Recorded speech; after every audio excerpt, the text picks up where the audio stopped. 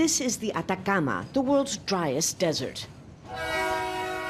130 years ago, this dry, barren expanse was part of Bolivia.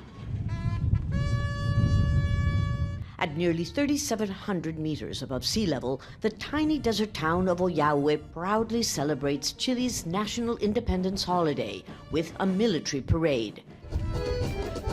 Just 500 meters from the Bolivian border. It's meant to underscore that all this is now Chilean territory. The two neighbors don't have diplomatic ties, and relations are at their worst since Bolivia lost the 1884 War of the Pacific that cost it its only access to the Pacific Ocean. This train takes Bolivian minerals to the now Chilean ports of Mejillones and Antofagasta, some 400 kilometers south of here. Chile gives Bolivia free passage, and it also gives it a corridor to the Chilean port of Arica. But for the Bolivians, that's not good enough. Bolivia's President Evo Morales has made sovereign access to the Pacific his #1 priority. He's brought Chile before the International Court of Justice in The Hague to try to force it to negotiate. Chile's foreign minister tells us Morales is dreaming.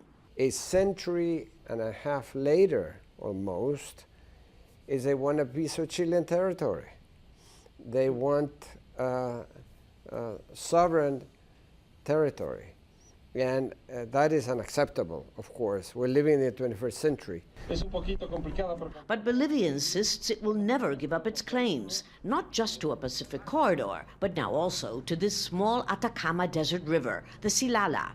Chile is countersuing Bolivia after Morales accused it of stealing the water that flows through both countries.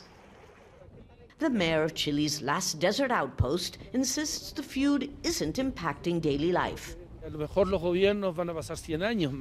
It may take another 100 years before the two governments reach an agreement, but the communities on both sides of the border work together. They existed long before the division. We crossed into the even smaller Bolivian community of AVAROA. There we met Valentina Medrano, who sells soft drinks to the border guards. Like most Bolivians, she too has a dream. We haven't seen the ocean. We don't have an ocean in Bolivia. Where is it? But it's no laughing matter, with Bolivia's president now calling for all citizens to join a militia to defend the country's sovereignty.